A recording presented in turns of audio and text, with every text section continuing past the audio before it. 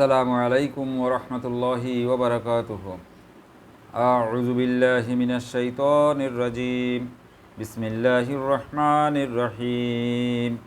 ইয়া আইয়ুহান নাসুত্তাকু রাব্বাকুমুল্লাযী খালাকাকুম মিন নাফসিন ওয়াহিদাতিন ওয়া খালাকা মিনহা যাওজাহা ওয়া বাসসা মিনহুমা رجالا كثيرا ونساء واتقوا الله الذي تساءلون به والأرحام إن الله كان عليكم رقيبا وآتوا اليتامى أموالهم ولا تتبدلوا الخبيث بالطيب ولا تأكلوا أموالهم إلى أموالكم إنه كان حوبا كبيرا وإن خفتم ألا تقسطوا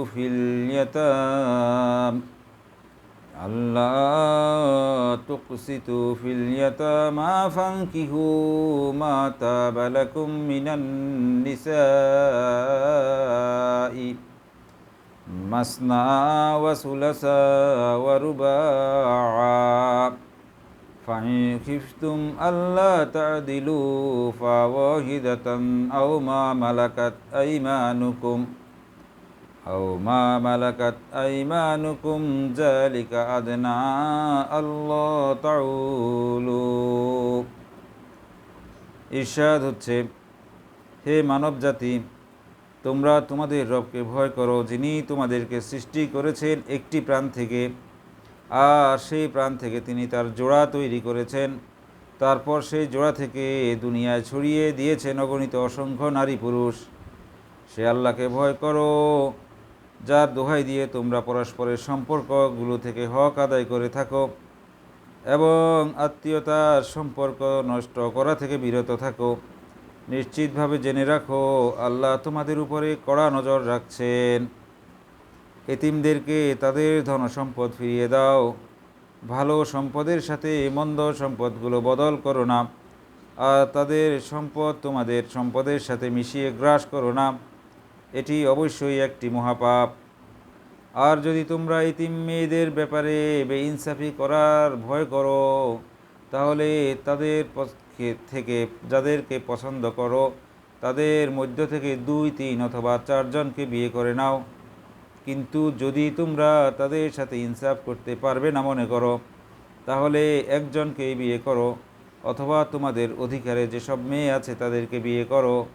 বেইনসাফির হাত থেকে রক্ষা পাওয়ার জন্যে এটিই অধিকতর সঠিক পদ্ধতি। বারাকাল্লাহু লানা ওয়া লাকুম ফিল কালামিল হাকিম। আলহামদুলিল্লাহি রাব্বিল আলামিন ওয়াসসালাতু ওয়াসসালামু আলা সাইয়্যিদিল আমবিয়াই ওয়াল মুরসালিন ওয়া আলা আলিহি ওয়া আসহাবিহি আজমাইন। মহান আল্লাহ রাব্বুল আলামিনের পবিত্র দরবারে লাখো কোটি শুকর ও সিজদা পেশ করছি যে মহান রাব্বুল আলামিন আমাদেরকে বুঝে বুঝে কালামে হাকিম অধ্যয়ন করার মতো একটি ফরজ আমলের সাথে যুক্ত রেখেছেন। রাব্বুল আলামিন আমাদেরকে এ সারা দুনিয়ার অগণিত অসংখ্য মানুষের মধ্য থেকে বাছাই করে আমাদের গুটি কয়েকজনকে এ কোরআনে কারীম নিয়মিত অধ্যয়ন করার এবং এ কোরআনে কারীম শোনার, কোরআনে কারীম জানার, কোরআনে কারীম মানার এবং কোরআন কেন্দ্রিক ব্যক্তি, পরিবার, সমাজ তথা বিশ্ব ব্যবস্থা গড়ে তোলার ব্যাপারে রাব্বুল আলামিন আমাদের দিলের ভিতরে একটি ইচ্ছা, আগ্রহ, আমাদের ভিতরে একটি দায়িত্ববোধ রাব্বুল আলামিন তৈরি করে দিয়েছেন। রাব্বুল আলামিন আমাদেরকে এত বড় মেহেরবানি করেছেন যে সারা দুনিয়ায় তিনি এই মানুষগুলোর ভিতরে যাদেরকে তিনি ভালোবাসেন, পছন্দ করেন, রাব্বুল আলামিন তাদের তালিকায়, তাদের দলে, তাদের পথে আমাদেরকে রেখেছেন। এর প্রমাণ হলো আমরা কোরআনে কারীমের সাথে যুক্ত আছি, আমরা দিন নিয়ে ব্যস্ত আছি, আমরা আল্লাহ রাব্বুল আলামিনকে নিয়ে ব্যস্ত আছি, আমরা আল্লাহ রাব্বুল আলামিনের প্রতিনিধিত্বের পথে সার্থকতার সাথে এগিয়ে যাচ্ছি। আলহামদুলিল্লাহ, আমরা হেদায়েতের পথে আছি। এটাই প্রমাণ হলো যে আমরা কোরআনের সাথে আছি। তো মাবুদ আমাদেরকে আমাদের সারা জীবন, আজীবন আমৃত্যু, আমাদের যতক্ষণ আমরা হুঁশে থাকি, বেহুশে থাকি, যতক্ষণ আমরা বেঁচে আছি, যতক্ষণ আমরা নিঃশ্বাসে আছি, ততক্ষণ পর্যন্ত রাব্বুল আলামিন আমাদেরকে এই দ্বীনের পথে এরকমভাবে যুক্ত রাখুন, একটি মুহূর্তের জন্য যেন আমরা পথচ্যুত পথভ্রষ্ট বেগাইরে হেদায়েতের পথে না যাই। রাব্বুল আলামিন দয়া করে আমাদেরকে তার পথে অটল অবিচল রাখুন। আমিন ইয়া রাব্বুল আলামিন। দরুদ ও সালাম প্রেরণ করছি মানবতার মুক্তি দিশারি সাইয়্যিদিনা মুহাম্মদুর রাসূলুল্লাহ সাল্লাল্লাহু আলাইহি ওয়াসাল্লামের পবিত্র রওজায়ে আতহারে, যার মাধ্যমে আমরা সত্যের মহান আলোকবর্তিকা পেয়েছি, হেদায়েতের দিশা পেয়েছি, সিরাতুল মুস্তাকিম পেয়েছি। মাবুদ আমাদের দরুদ ও সালাম টুকুন সোনার মদিনায় রওজায়ে নবী করিম সাল্লাল্লাহু আলাইহি ওয়াসাল্লামের রওজায়ে আতহারে পৌঁছিয়ে দিন। দরুদ জান্নাতের সর্বোচ্চ মর্যাদা কামনা করছি ওই সকল ভাইদের, যারা মর্যাদা কামনা করছি ওই সকল ভাইদের যারা তাদের জিন্দেগিতে এই দ্বীনকে ধারণ করতে গিয়ে, কোরআনে কারীমকে প্রতিষ্ঠিত করতে গিয়ে জীবন বিলিয়ে দিয়েছেন। মাবুদ তাদেরকে জান্নাতুল ফেরদাউসের উচ্চ মাকাম দান করুন, আমিন। আজকে আমরা অধ্যয়ন করব ইনশাআল্লাহ সূরা আন-নিসা। তো সূরা আন-নিসার প্রথম 3টি আয়াত আমরা তেলাওয়াত করে যথারীতি এর বঙ্গানুবাদ পড়েছি। ইনশাআল্লাহুল আজিজ আমরা এই আয়াতগুলোর বিস্তারিত অধ্যয়নের মাধ্যমে এখান থেকে হেদায়েত গ্রহণ করতে চেষ্টা করব। আমরা সূরা আন-নিসার ভূমিকা পর্বে পড়েছি যে এখানে পারিবারিক, সামাজিক, রাষ্ট্রীয় একটি অবকাঠামো তৈরির বিষয়ে ইকামতে দ্বীনের ব্যাপারে আলোচনা করা হয়েছে। দ্বীনকে একটি পূর্ণতা দেওয়ার পথে রাব্বুল আলামিন যে সকল বিধিবিধান দিচ্ছেন সেগুলো সূরা আন-নিসায় অনেকগুলোই এসেছে। তো পরিবার হচ্ছে একটি সমাজ ব্যবস্থার, একটি রাষ্ট্র ব্যবস্থার মূল কেন্দ্রবিন্দু। এই পরিবার গঠন সুগঠন কীভাবে পবিত্র হতে পারে, রাব্বুল আলামিন সেই বিধিবিধান বর্ণনা করার মাধ্যমে সামাজিক শৃঙ্খলা, ন্যায়বোধ, নীতিবোধ, দায়িত্ববোধ রাব্বুল আলামিন এইগুলো এখানে জাগ্রত করেছেন। ইনশাআল্লাহ আমরা গভীরভাবে অধ্যয়ন করলে এগুলো বুঝতে পারব। তো আসুন শাব্দিকভাবে আয়াতগুলো আরও একবার জেনে নেই। ইয়া আইয়ুহান নাসুত্তাকু রাব্বাকুমুল্লাযী খালাকাকুম, ইয়া আইয়ুহান নাসুত্তাকু রাব্বাকুমুল্লাযী খালাকাকুম, হে মানবজাতি তোমরা তোমাদের রবকে ভয় করো, যিনি তোমাদেরকে সৃষ্টি করেছেন মিন নাফসিন ওয়াহিদাতিন, একটি মানুষ থেকে, একটি নফস থেকে, একটি আত্মা থেকে তিনি তোমাদেরকে তৈরি করেছেন। ও খালাকা মিনহা জাওজাহা, ওই আত্মা থেকে, ওই মানুষটি থেকে তিনি তার জোড়া তৈরি করেছেন। ওয়া বাসসা মিনহুমা রিজালান কাসীরা ওয়া নিসাআ, তারপর সেই জোড়া থেকে তিনি অগণিত অসংখ্য নারী পুরুষ তৈরি করেছেন। ওয়াত্তাকুল্লাহাল্লাযী তাসাআলুনা বিহি ওয়াল আরহাম, তোমরা সেই আত্মীয়তার সম্পর্ক যেটাকে রক্ষা করে তোমরা পরস্পরের হক আদায় করো, যে সেই আত্মীয়তার সম্পর্কের ব্যাপারে আল্লাহকে ভয় করো এবং সেই আত্মীয়তার সম্পর্ক তোমরা ছিন্ন করো না। ইন্নাল্লাহা কানা আলাইকুম রাকিবা, নিশ্চয়ই আল্লাহ রাব্বুল আলামিন তোমাদের ব্যাপারে কড়া নজর রাখছেন। ওয়াতুল ইয়াতামা আমওয়ালাহুম, এতিমদের সম্পদগুলো দিয়ে দাও। ওয়ালা তাতাবাদ্দালুল খাবিসা বিত-তাইয়্যিব, উত্তম সম্পদের সাথে খারাপ সম্পদ মিশিয়ে দিও না। ওয়ালা তাকুলু আমওয়ালাহুম, এবং এতিমদের সম্পদগুলো খেয়ে ফেলো না। ইলা আমওয়ালিকুম, তোমাদের সম্পদের সাথে। ইন্নাহু কানা হুবান কবীরা, নিশ্চয়ই এটি একটি মহাপাপ। ওয়াইন খিফতুম, যদি তোমরা ভয় করো, আল্লাহ তুকসিতু ফিল ইয়াতাম, এতিমদের ব্যাপারে তোমরা ন্যায় বিচার করতে পারবে না। ফানকিহু মা তাবা লাকুম মিনান নিসাই, সেই নারীদের মধ্য থেকে যাদেরকে তোমাদের পছন্দ হয় তোমরা বিয়ে করে নাও। মাসনা ওয়া সুলাসা ওয়া রুবা, 2টি, 3টি অথবা 4টি। ফাইন খিফতুম আল্লাহ তাআদিলু, যদি তোমরা মনে করো, ভয় করো, আশঙ্কা করো যে আল্লাহ তাআদিলু, যে তোমরা ন্যায় বিচার করতে পারবে না, ফাওয়াহিদাতান, তাহলে একটি তোমাদের জন্য যথেষ্ট। আও মা মালাকাত আইমানুকুম, অথবা তোমাদের অধীনস্থ নারীদের মধ্য থেকে। জালিকা আদনা আল্লাহ তাউলু, যে বেইনসাফির হাত থেকে রক্ষা পাবার জন্যে এটি হচ্ছে সঠিক, আল্লাহর কাছে এটি হচ্ছে সঠিক পদ্ধতি। তো আল্লাহ রাব্বুল আলামিন এখানে কি বলতে চেয়েছেন আমরা বঙ্গানুবাদ থেকে সে কথাগুলোর অবশ্যই সার নির্যাস আমরা বুঝে ফেলেছি। যেহেতু সামনে মানুষের পারস্পরিক অধিকারের কথা, সামাজিক অধিকারের কথা, পারিবারিক অধিকারের কথা, পারিবারিক মিরাসের কথা, পারিবারিক সম্পদের কথা, একের প্রতি অন্যের হকের কথা ইত্যাদি বিষয়গুলো নিয়ে আলোচনা করা হয়েছে। সেই কারণে রাব্বুল আলামিন এখানে একটি অত্যন্ত চমৎকার ভূমিকা দিয়ে এই আলোচনার দিকে আমাদেরকে এগিয়ে নিচ্ছেন। যে রাব্বুল আলামিন শুরুতেই মানব সৃষ্টির ইতিহাসের কথা তিনি স্মরণ করতে বলেছেন, যে পৃথিবীতে মানুষের উৎপত্তি কিভাবে হয়েছে, এই পৃথিবীতে মানুষ কিভাবে আসলো, এই পৃথিবীতে মানুষ কিভাবে আসলো, এই বক্তব্যের এই প্রশ্নের উত্তর কে দিতে পারবে? এই প্রশ্নের উত্তর দিতে পারবেন পৃথিবীর স্রষ্টা। এই পৃথিবী কিভাবে তৈরি হয়েছে সে বিষয়ে কে বক্তব্য দিতে পারবে, কে বলতে পারবে? বলতে পারবে এই বিশ্বের স্রষ্টা, মহাবিশ্বের স্রষ্টা রাব্বুল আলামিন বলতে পারবেন। সে কারণে রাব্বুল আলামিন এগুলো বলেও দিয়েছেন, যা যা একেবারেই অথেন্টিক, একেবারেই যুক্তিযুক্ত, একেবারেই বিজ্ঞানসম্মত, একেবারেই গ্রহণযোগ্য, পুরোপুরিভাবেই গ্রহণযোগ্য, যা শুনলেই বুঝে চলে আসে যে রাব্বুল আলামিন এই দুনিয়া তৈরি করেছেন, এই বিশ্ব তৈরি করেছেন, এই মহাবিশ্ব তৈরি করেছেন। যত সৃষ্টি আমরা যা কিছু আমরা দেখি সব কিছু আল্লাহ রাব্বুল আলামিন তৈরি করেছেন, আল্লাহ রাব্বুল আলামিনের সৃষ্টি। আল্লাহ রাব্বুল আলামিন এই সব কিছু তৈরি করেছেন, করে কোটি কোটি বছর ধরে এই পৃথিবীকে, এই ভূখণ্ডকে মানব বসতির উপযোগী করেছেন। কোটি কোটি বছর ধরে এটাকে তিনি মানুষের বসবাসের উপযোগী একটি পরিবেশ এটার ভিতরে দিয়েছেন। তারপর তিনি এখানে এই মানব সম্প্রদায়কে তিনি পাঠিয়েছেন। এখন এই মানুষের অস্তিত্ব, মানুষ কীভাবে পৃথিবীতে আসলো, এই বিষয়টা নিয়ে বিবর্তনবাদীরা, নাস্তিক্যবাদীরা, ডারউইনবাদীরা যে সকল কথাবার্তাগুলো বলে, আল্লাহ রাব্বুল আলামিন সেই সকল তাদের ধ্যান ও ধারণা, তাদের চিন্তা চেতনাকে একেবারে নাকচ করে দিয়েছেন, বাতিল করে দিয়েছেন। কিন্তু দুঃখজনকভাবে আজকে যে মুসলিমরা, আমরা যারা নামধারী মুসলিম আছি, তারা তো বুঝতেই চেষ্টা করছি না যে প্রকৃত জ্ঞান হচ্ছে ওহির জ্ঞান, প্রকৃত সঠিক জ্ঞান হচ্ছে ওহির জ্ঞান। ওহির জ্ঞান বিচ্যুত, ওহির জ্ঞানের সাথে সম্পর্কহীন এমন সকল জ্ঞানই হচ্ছে ভুল জ্ঞান, বাতিল জ্ঞান। সেই জ্ঞানগুলো গ্রহণ করলে বিপদগামী হওয়ার, পথভ্রষ্ট হওয়ার, ধ্বংসের মুখে পড়ে যাওয়ার সম্ভাবনা রয়েছে।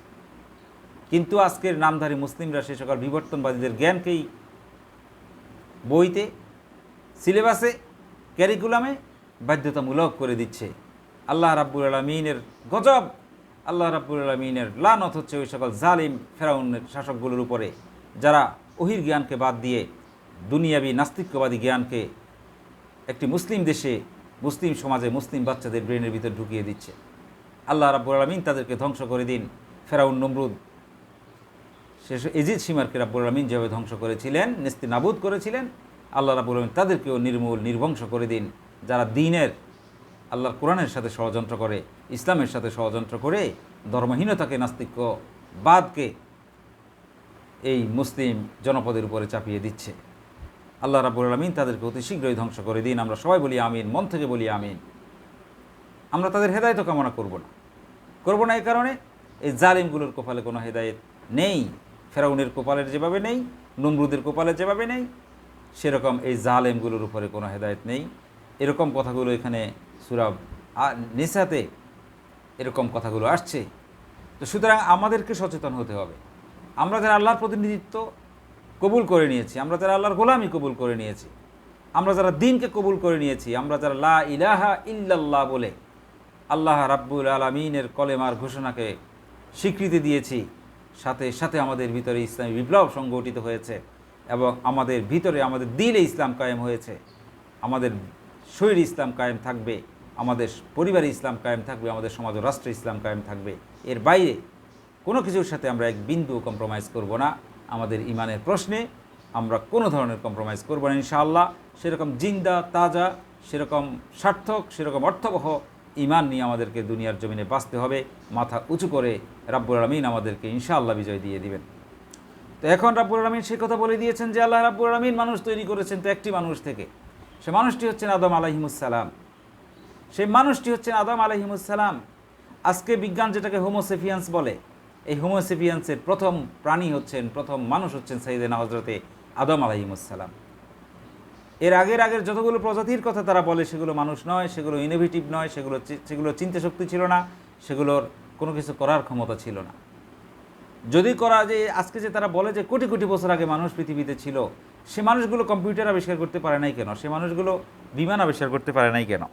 সে মানুষগুলো কি করেছে বিশ্ব সভ্যতার জন্যে? বরঞ্চ তারাই বলে যে ওরা গুহায় ছিল, ওরা তারপর নিজেদেরকে ধরে ধরে খেত, কাঁচা খেত, এরপর ইত্যাদি ইত্যাদি, সেই কথাগুলো তারাই বলে। তো সুতরাং তাদের এত শক্তি, এত সামর্থ্য, এত কিছু থাকা সত্ত্বেও তাদের ভিতরে ইনোভেশনটা ছিল না কেন? এই যে চিন্তা করার, ভবিষ্যৎ চিন্তা করার, বর্তমান চিন্তা করার, অতীত চিন্তা করে পদক্ষেপ নেওয়ার ক্ষমতা তাদের ছিল না কেন? প্রযুক্তিগত জ্ঞান তাদের ছিল না কেন? এগুলো তো সুতরাং আল্লাহ রাব্বুল আলামিন এই যে হোমোসেপিয়ান্স, সুসভ্য মানব জাতি, যেটার উদ্দেশ্যে, যাদের উদ্দেশ্যে তিনি পৃথিবী তৈরি করেছেন, সেই মানব জাতির প্রথম পুরুষকে আল্লাহ রাব্বুল আলামিন স্বয়ং নিজে তৈরি করেছেন, তৈরি করে এই দুনিয়াতে পাঠিয়েছেন। এবং আল্লাহ বলেছেন যে তার থেকে তিনি তার জোড়া তৈরি করেছেন। অনেক বর্ণনা এসছে এবং ইজমায়ে উলামা তথা ইজতিহাদ যারা করেন, যারা অধ্যয়ন করেন, গবেষণা করেন, সবাই একমত হয়েছেন যে সাইয়েদেনা হজরতে আদম আলাইহিমুসসালামের দেহের একটি অংশ থেকেই কিন্তু সাইয়েদেনা হজরতে হাওয়া আলাইহিমুসসালামকে তৈরি করা হয়েছে। তো অনেকেই বলেন যে তার একটি পাঁজরের হাড় থেকে, ডান বা বাম পাঁজরের একটি হাড় থেকে তৈরি করা হয়েছে। তো জান্নাতের ভিতরে আব্বাজান আদম আলাইহিমুসসালাম যখন একাকিত্ব অনুভব করছিলেন, যখন লোনলি ফিল করছিলেন, যে তার সে একাকিত্ব গোছানোর জন্য তার একজন সাথী দরকার, আল্লাহ রাব্বুল আলামিন সেজন্য এই সাইয়েদেনা হজরতে হাওয়া আলাইহিমুসসালামকে তার হাড় থেকে তৈরি করেছেন। এরপর সেই জোড়া থেকে আল্লাহ রাব্বুল আলামিন অগণিত অসংখ্য নারী পুরুষকে তৈরি করেছেন। আজকে সারা পৃথিবীর যতগুলো নারী পুরুষ, যতগুলো মানুষ, এই মানুষগুলোকে তিনি তৈরি করেছেন। এদের ভিতরে রাব্বুল আলামিন একটি সম্পর্ক জুড়ে দিয়েছেন। আল্লাহ বলেছেন যে ওয়াত্তাকুল্লাহাল্লাযী তাসাআলুনা বিহি ওয়াল আরহাম, তোমরা তোমাদের রক্ত সম্পর্কযুক্তগুলোর ব্যাপারে ভয় করো, সেগুলোকে তোমরা ছিন্ন করো না।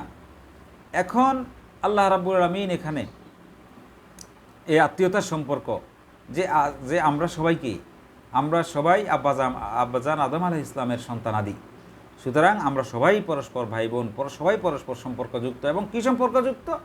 রক্ত সম্পর্কযুক্ত, আমাদের সাথে রক্তের সম্পর্ক রয়েছে। আজকে বিজ্ঞান যদি গবেষণা করে ডিএনএ ম্যাপের মাধ্যমে, এটাকে বলে ডিএনএ টেস্টের মাধ্যমে তারা জেনে যায় তাদের বংশ পরিচয়, এভাবে জানা সম্ভব। আজকে যদি গবেষণা করা হতো তাহলে নাস্তিক্যবাদের অস্তিত্ব বিলীন হয়ে যেত। এমনিতেই তো নাস্তিক্যবাদ হুমকির মুখে পড়েছে, সেই ডারউইনিজম, যে তারা বলছে বানর থেকে এসছে, অথচ বানরের জিন একরকম আর মানুষের জিন আর একরকম। এটার সাথে মৌলিকভাবে বড় ধরনের পার্থক্য রয়েছে। এখন দেখতে বা কিছুটা আচরণে মানুষের মতো যদি কোনো আচরণ করে, তাই বলে কি তাকে মানুষ বলে দেওয়া যাবে? যেমন আমরা শোল মাছকে টাকি মাছের বংশধর বলি, আমরা কি বোয়াল মাছকে পাবদা মাছের বংশধর বলি, টিকটিকিকে কুমিরের বংশধর বলি, তো সেটা তো আমরা বলি না। তাইলে আমরা কেন মানুষকে বানরের বংশধর বলবো? এটা কেন? এটা নাস্তিক্যবাদের চাপিয়ে দেওয়া একটি জুলুম। এগুলো আমাদেরকে অত্যন্ত ভালোভাবে বুঝতে হবে যে রাব্বুল আলামিন আমাদেরকে ওহির জ্ঞান দিয়ে এগুলোকে যাচাই বাছাই করার তৌফিক দান করুন, আমরা সবাই বলি আমিন। সেখানে আল্লাহ রাব্বুল আলামিন বলেছেন যে তোমরা তোমাদের এই সম্পর্কগুলো রক্ষার বিষয়ে যত্নবান হও, এগুলোকে ছিন্ন করে দেওয়াকে তোমরা ভয় করো। কোনো ধরনের যে এরপর আসেন নিকটাত্মীয়দের তো অবশ্যই হক রয়েছে। সে হকগুলো যেগুলো কোরআনে কারীম যাদেরকে নিকটাত্মীয় বলেছে, আরহাম বলেছে, তাদের পারস্পরিক হক রয়েছে। হকগুলো যেন ব্যাপারে যেন আমরা যত্নবান হই, তারপরে আমি সে বিষয়ে আমাদের দৃষ্টি এখানে আকর্ষণ করেছেন। এখন এখান থেকে কি বোঝা যায়? যে একটি সুন্দর সামাজিক সুসম্পর্ক বজায় রাখার জন্যে, একটি শান্তিপূর্ণ পরিবেশ তৈরি রাখার জন্যে, একটি শান্তিপূর্ণ সহ অবস্থানের জন্যে আগে আমাদের পারস্পরিক পরিচয়গুলো জেনে রাখা দরকার। যে আপনি কার ব্যাপারে জুলুম করছেন, কাকে অধিকার বঞ্চিত করতে চেষ্টা করছেন, কাকে বাদ দিতে চাচ্ছেন, কাকে খুন করতে চাচ্ছেন, কার গলায় ছুরি ধরতে চাচ্ছেন, কার ঘরে আগুন দিতে চাচ্ছেন, সে তো আপনারই কেউ, সে তো আপনারই রক্ত সম্পর্কযুক্ত। সে তো আপনারই প্রতিবেশী, সে তো আপনারই ভাই বোন, সে তো আপনারই কাজিন, চাচাতো ভাই চাচাতো বোন, সে তো আপনারই আত্মীয় স্বজন। এভাবে করতে করতে সবাই তো সবারই আত্মীয়। সুতরাং কে কার বিরুদ্ধে ষড়যন্ত্র করবো, কারটাকে গ্রাস করে নেওয়ার চেষ্টা করব, নাউজুবিল্লাহি মিন জালিক। সেখানে রাব্বুল আলামিন এদের সম্পর্কের মূলটা বুঝিয়ে দিতে চেষ্টা করছেন, তোমরা তো মূলে সবাই এক ছিলে। সুতরাং তোমাদের পারিবারিক বন্ধন, তোমাদের সামাজিক বন্ধন, তোমাদের রাজনৈতিক বন্ধন, তোমাদের যে বন্ধনটা এই বিশ্বে মানুষ হিসেবে বসবাস করার জন্যে, সুসভ্য প্রাণী হিসেবে, উন্নত প্রাণী হিসেবে মানুষের পরিচয়, অস্তিত্ব, সব কিছুর সার্থকতা বহাল রাখার জন্যে তোমাদের পরিচয় বোধ সম্পর্কে তোমাদের জ্ঞান থাকতে হবে, সেটা জানা থাকতে হবে যে তোমরা একই ব্যক্তি থেকে এসেছ, পরস্পর সম্পর্কযুক্ত হয়েছ, এবং তোমরা তোমাদের সেই সম্পর্কগুলোকে রক্ষা করার ব্যাপারে অবশ্যই অবশ্যই যত্নবান হবে, আল্লাহর কাছে ভয় করা, জবাব দিতে হবে এই সকল বিষয়গুলো নিয়ে, যে পারস্পরিক সম্পর্কগুলোর বিষয় নিয়ে, আত্মীয়তার সম্পর্ক বিষয় নিয়ে, পরস্পর হক ও অধিকার নিয়ে, এগুলো নিয়ে জবাব দিতে হবে। সুতরাং সেই বিষয়গুলোকে তোমরা ভয় করো। আল্লাহ রাব্বুল আলামিন পরের আয়াতে বলছেন যে, এই আয়াতের শেষ অংশে বলছে ইন্নাহু কানা আলাইকুম রকিবা, আল্লাহ রাব্বুল আলামিন তোমাদের ব্যাপারে কঠোর দৃষ্টি রাখছেন, যে তোমরা কি করছো, তোমাদের দিলে কি, তোমাদের আমলে কি, তোমাদের চিন্তায় কি, তোমাদের কর্মে কি, এই বিষয়গুলো রাব্বুল আলামিন অত্যন্ত কঠোরভাবে হিসাব রাখছেন। আল্লাহ রাব্বুল আলামিন বলছেন ওয়াতুল ইয়াতামা আমওয়ালাহুম ওয়ালা তাতাবাদ্দালুল খাবিসা বিত-তাইয়্যিব, এতিমদের সম্পদ তোমরা ফিরিয়ে দাও এবং খারাপের সাথে ভালোকে তোমরা মিশ্রিত করে ফেলো না। এখন এতিম আমরা জানি যে কখন নাজিল হয়েছে সূরা আন-নিসা, উহুদ যুদ্ধ পরবর্তী সময়ে। উহুদের যুদ্ধে প্রায় 70 জন সাহাবী ইন্তেকাল করেছেন, তাহলে 70টা পরিবার, সেখানে স্ত্রীরা স্বামীহারা হয়েছেন, তাদের সন্তানগুলো পিতাহারা হয়েছেন, তাদের বোনগুলো ভাইহারা হয়েছেন, তাদের পিতামাতাগুলো সন্তানহারা হয়েছেন। এভাবে করে সেখানে একটি ঘটনা ঘটেছিল, দুর্ঘটনা ঘটেছিল।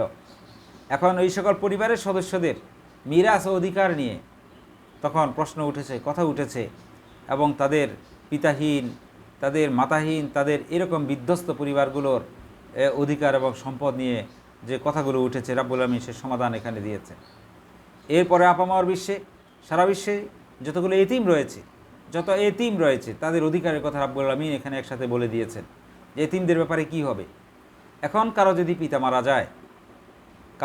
পিতা মারা যায় তাহলে তিনি এতিম হয়ে যান। এখন এই এতিমের দায়িত্ব কার? তার যে চাচা আছে, তার যে দাদা আছে, প্রথমত তার, এরপর ফুফু, খালা, মামা ইত্যাদি যারা আছে।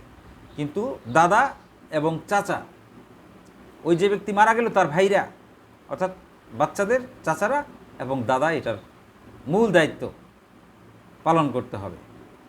এখন পিতা মারা যাওয়ার কারণে যে সকল সম্পদের তারা অধিকারী হয়েছেন, তাদের পিতার যে সকল সম্পদ ছিল, এখন বাচ্চাগুলো নাবালক থাকার কারণে, অবুঝ থাকার কারণে এই সম্পদগুলোর দায়িত্ব ওই যে তাদের দাদা চাচাদেরকে পালন করতে হবে, দায়িত্ব নিয়ে রাখতে হবে। এবং এই এতিমগুলো বড় হওয়ার পর, এই এতিমগুলো বুঝদার হওয়ার পরে তাদের সম্পদ যথাযথভাবে তাদেরকে ফিরিয়ে দিতে হবে। হ্যাঁ, এখন তাদের ভরণ পোষণের জন্যে আপনি তাদের এই সম্পদ থেকে খরচ করতে পারবেন অত্যন্ত ন্যায়সঙ্গতভাবে, অত্যন্ত আমানতদারিত্বের সাথে, আল্লাহ রাব্বুল আলামিনের কাছে জবাবদিহিতার ভয় রেখে আপনি তাদের সম্পদ থেকে তাদের জন্য খরচ করতে পারবেন, এবং অবশিষ্ট সম্পদ তাদেরকে আপনি যথাযথভাবে ফেরত দিয়ে দিতে হবে। এবং তাদের সম্পদের সাথে আপনার সম্পদকে মিশিয়ে সবগুলো সম্পদ এভাবে গ্রাস করার এই অবৈধ ইচ্ছা থেকে সরে আসতে হবে। এবং আল্লাহ বলছেন যে ওয়ালা তাতাবাদ্দালুল খাবিসা বিত-তাইয়্যিব, পবিত্র অপবিত্র সম্পদ, অবৈধ সম্পদ আর বৈধ সম্পদ ইত্যাদিকে তোমরা পরস্পর মিশিয়ে ফেলো না, এবং তাদের দামি সম্পদের সাথে আপনার কম দামি সম্পদ মিশিয়ে তাদেরকে আপনার কম দামিটা বদল করে দিয়ে দিলেন, আর তাদের দামিটা আপনি নিয়ে নিলেন, এগুলো ইত্যাদি কোনোটাই করা যাবে না। অবিকল অবিকৃত অবস্থায় তাদের সম্পদ যেটা যে অবস্থায় আছে এভাবে দিয়ে দিতে হবে। আর আপনার সম্পদ যদি পবিত্র হয় আর আপনি যদি জোর করে তাদের সম্পদ নিয়ে আসেন, তাহলে এইটা অপবিত্র হয়ে যাবে, আপনার সম্পদটাও অপবিত্র হয়ে যাবে। এভাবে করে এতিমের সম্পদের ব্যাপারে আল্লাহ রাব্বুল আলামিন বলেছেন যে তাদের সম্পদগুলো তোমরা যথাযথভাবে ফিরিয়ে দাও। ওয়ালা তাকুলু আমওয়ালাকুম ইলা আমওয়ালিকুম, তাদেরকে তোমাদের সম্পদের সাথে মিশিয়ে খেয়ে ফেলো না। তাদের সম্পদগুলোকে তোমাদের সম্পদের সাথে মিশিয়ে তোমরা সেগুলোকে গ্রাস করো না। ইন্নাহু কানা হুবান কাবীরা, এটা হচ্ছে বড় এটা একটা মহাপাপ, এটা হচ্ছে বড় ধরনের পাপ। আল্লাহ রাব্বুল আলামিনের কাছে এটা অত্যন্ত জঘন্য ধরনের একটি অপরাধ, যে এতিমের সম্পদ বক্ষণ করা। এটা হচ্ছে আগুন বক্ষণ করার মতো। আল্লাহ রাব্বুল আলামিন হাসরের ময়দানে এরকম করে সেটা দেখাবেন। সুতরাং যার এতিমের সম্পদের ব্যাপারে অত্যন্ত অত্যন্ত সচেতন হতে হবে। এখানে পারিবারিক বিষয়গুলো নিয়ে কথা হচ্ছে, যেহেতু ইসলাম হচ্ছে জীবনের বিজ্ঞান, কোরআনে কারীম হচ্ছে জীবনের বিজ্ঞান, এখানে জীবন সংশ্লিষ্ট কথাগুলোই আছে। জীবন সংশ্লিষ্ট নয় এমন কোনো কথা নেই। জীবনের দুইটি পর্যায়, ইহকাল এবং পরকাল, এই দুই জীবন সম্পর্কে এখানে আলোচনা করা হয়েছে। সুতরাং এই অথেন্টিক কথাগুলো এখানে আছে, প্রকৃত জ্ঞানের কথা এখানে আছে, আমরা এখান থেকে হেদায়েত নিতে হবে। এখানে তাহলে আল্লাহ রাব্বুল আলামিন পাপ হিসেবে চিহ্নিত করেছেন এতিমের সম্পদ বক্ষণ করাকে, যাতে করে সামাজিক ন্যায় বিচার এবং শান্তি, সামাজিক ভারসাম্য বজায় থাকে, এবং পরস্পরের দায়িত্বের কথা রাব্বুল আলামিন এখানে স্মরণ করে দিয়েছেন যে তোমাদের আত্মীয়তার সম্পর্কগুলোকে সেভাবে তোমরা যত্নশীল হবে, যাতে করে একটি শান্তিপূর্ণ পরিবেশ বজায় থাকে, সুসম্পর্ক বজায় থাকে। ওয়াইন খিফতুম আল্লাহ তুকসিতু ফিল ইয়াতাম, এতিমদের ব্যাপারে যদি তোমরা আশঙ্কা করো যে তোমরা ন্যায় বিচার করতে পারবে না। এখন এতিম মেয়েগুলোর বিষয়, বিশেষ করে এতিম মেয়েগুলো যখন বড় হয়ে যায় তখন কি হয়, জাহিলি যুগে এরকম ঘটনাগুলো ঘটতো।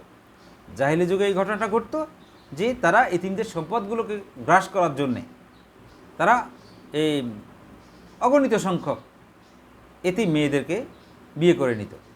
তো বিয়ে করে নিলে এরপর তাদের একাধিক স্ত্রী বা অধিক স্ত্রীর কারণে কারোর প্রতি সুবিচার ন্যায় বিচার করতে পারতো না, অধিকার রক্ষা করতে পারতো না, পরবর্তীতে জুলুম অত্যাচার করত এবং একটি সামাজিক বিশৃঙ্খলা তৈরি হয়ে যেত। তো সেই পরিপ্রেক্ষিতে আল্লাহ রাব্বুল আলামিন এখানে শৃঙ্খলার বিধান দিয়ে দিচ্ছেন যে তোমরা যদি এতিমদের অধিকার রক্ষার কথা ভয় করো, তোমরা বৈধভাবে তাদেরকে তোমরা বিয়ে করে নিতে পারো, যে তুমি এতিমের দায়িত্ব নিয়েছো সারা জীবনের জন্য, নিয়ে নাও বিয়ে করে। কিভাবে? মাসনা ওয়া সুলাসা ওয়া রুবা, 2টি 3টি অথবা 4টি। এখানে বিয়ের একটি সীমা নির্ধারণ করে দেওয়া হয়েছে। সীমা নির্ধারণ করে দেওয়া হয়েছে। পরের অংশে আল্লাহ বলছেন যে ফাইন খিফতুম আল্লাহ তা'দিলু, যদি তোমরা আদল করতে পারবে না মর্মে আশঙ্কা করো, ন্যায় বিচার করতে পারবে না স্ত্রীদের ভিতরে, পারস্পরিক ন্যায় বিচার ও সবার সম অধিকার রক্ষা করতে পারবে না বলে মনে করো, ফাওয়াহিদাতান, একটাই বিয়ে করবে। এখানে কথা বুঝতে হবে কিন্তু অত্যন্ত ভালোভাবে, যারা রাব্বুল আলামিন কত বিজ্ঞানসম্মত যুক্তিসঙ্গতভাবে এই সমস্যাটার সমাধান দিয়েছেন। ইসলামে একাধিক বিয়ের কথা, একাধিক বিয়ে বা বহু বিয়ে নয়, একাধিক বিয়ে, সর্বোচ্চ 4টি, এটার একটা যুক্তিসঙ্গত কারণে বৈধতা দেওয়া হয়েছে। প্রথম কথা হচ্ছে তাকে আর্থসামাজিকভাবে সুপ্রতিষ্ঠিত, শারীরিকভাবে সক্ষম, তার সকল বিষয়ে সেরকম সক্ষমতা থাকতে হবে। নাম্বার 1, পুরোপুরি ন্যায় বিচার করার মতো, সম অধিকার দেওয়ার মতো, এত বড় কঠিন দায়িত্ব পালন করার মতো তাকে সেরকম সামর্থ্য থাকতে হবে। কিন্তু আল্লাহ রাব্বুল আলামিন আমাদের স্রষ্টা, তিনি জানেন যে আমাদেরকে খুব দুর্বল করে তৈরি করা হয়েছে, যে একেবারে আদম সন্তানকে দুর্বল করে তৈরি করা হয়েছে, যে এতগুলো দায়িত্ব আমরা পালন করতে পারবো না। একটি দায়িত্ব, একটি রাষ্ট্রের দায়িত্ব পালন করতে, একটি পরিবারের দায়িত্ব পালন করতে আমাদের ঘাম বেরিয়ে যাচ্ছে। সুতরাং আমরা আশঙ্কা করি যে আমরা যদি পারবো না, তাহলে একটি যথেষ্ট, একটি বিয়েই যথেষ্ট। ওই সকল এতিম নারীদের মধ্যে থেকে অথবা আওমা মালাকাত আইমানুকুম, অধিকারভুক্ত মেয়েদের মধ্যে থেকে অথবা যে কোনো মেয়েদের মধ্যে থেকে, তাহলে একটিই যথেষ্ট। আপনি এখানে লক্ষ্য কি? ইসলামের লক্ষ্য কি? দুনিয়ার শান্তি, আখিরাতের মুক্তি। এই কোরআনের লক্ষ্য হচ্ছে দুনিয়ার শান্তি, আখিরাতের মুক্তি। পুরুষ, আপনি দেখবেন যে বিভিন্ন কারণে পুরুষ মারা যাচ্ছে, অ্যাক্সিডেন্টে মারা যাচ্ছে, যুদ্ধ বিগ্রহে মারা যাচ্ছে, পুরুষের সংখ্যা দিন দিন কমে যাচ্ছে সারা পৃথিবীতে। পৃথিবীর অনেক দেশ আছে যেখানে, অ্যান্ড ইভেন বাংলাদেশেও, পুরুষের চেয়ে নারীদের সংখ্যা বেশি।